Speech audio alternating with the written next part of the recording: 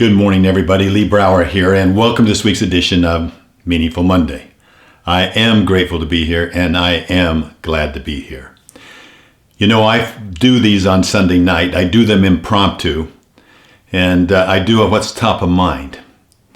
And the reason I do them Sunday night is so that they can be prepared for you and out first thing on Monday morning. Sometimes I have no idea what I'm going to say.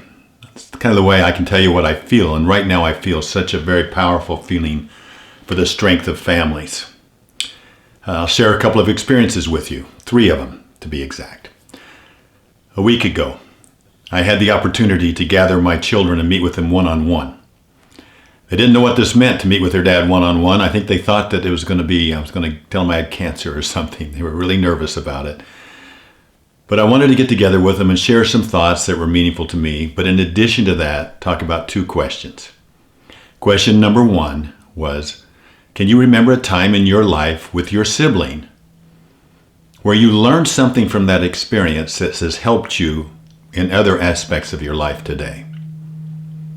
Question number 2, if you could take a quality or characteristic from your sibling, each one of them, which one, what would you take, what characteristic would you take to make your own? That you could own. Now you can imagine the laughing and the stories. You can imagine some of the tears, but imagine also the feeling as we listen to each person's unique characteristics and how there was confirmation that that really was their characteristic or their characteristic, that we realize that together we're much more powerful than we are apart. And isn't that what families are all about? Then this very last weekend, we were invited to be a special part of another special family that's very close to us that we admire and love very much. And we were invited to be part of their bar mitzvah for their son Gabe, which meant traveling up to Jackson, Wyoming, and being with them Friday night all the way through last night. Bar mitzvahs, Orthodox bar mitzvahs, are very long. They involve a lot of reading from the Torah, a lot of singing, some dancing, some very spiritual moments. I'm so impressed with how much Gabe had to practice to be able to be a part of that.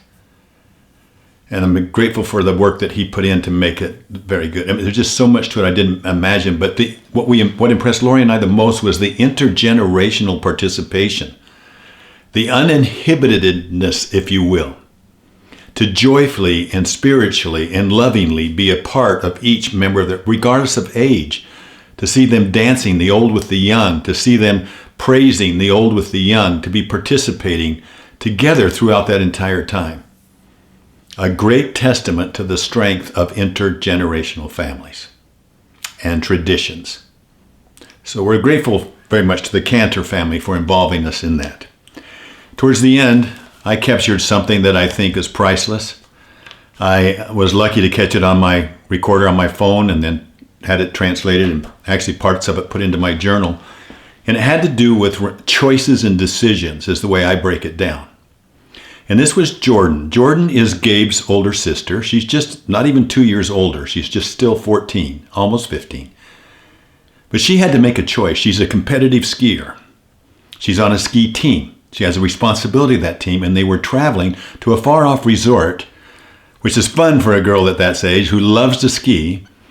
And she had to make a decision, do I go there to support my team or do I stay home and support Gabe in the bar mitzvah? Her parents, in their wisdom, guide their children and help them so that they can make their own decisions. So as she struggled with it, she used certain concepts that she says her father shared with her, and one of them is the empowering question. So she started to write. She writes to write in her journal, and she started writing down empowering questions. Those things that, and one of the questions she asked is, what is my essential? What is my essential? And then she explains what essential is. She says, this is something that my dad and I talk about frequently, but to give you a brief explanation, your essentials are things that are so valuable that you would give up anything for them. So what are your essentials? This is a 15-year-old girl, 14-year-old girl. She said, if you have a list of your priorities, your essentials are those things at the top of your list. Those things that you will protect in any circumstance. So what she do then? Is skiing an essential for me?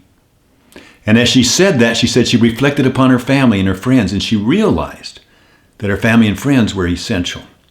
And she came to this conclusion. I tried to imagine what my life would be without ski racing. First thing I saw was my family and friends. Then I realized at 14 that my family's an essential, and it's something that I could never in a million years live without. And it is something that I've always protected. And that realization made this decision easy for me. Now, 15 years old. Family. On her way home, I have a friend that sends me a text and says, I'm saddened about the news about Colby. Now, he reached out to me because he knew that I'd had interactions with Colby previously. And I did feel sad. But what I'm sad about is that I know Colby, when he left his home, I know how much he loved Vanessa and his children. He left home with the expectation that he would return home. Families are essential. My family is essential to me. We all will make that decision to say, yes, my family is essential. Then it's our choices that may ambush us. Just like you look at Jordan, Gabe's sister, she made the decision that families were important. Then she made the correct choice for her. And that was to be with Gabe at his bar mitzvah. May we all have the strength of this 14-year-old, 15-year-old girl, that when we make our decisions in life of those things that are essential for us, we have the courage to make the right choices to support that. Families, thank you for letting me spend this time with you today. I'll talk to you next week. Bye-bye.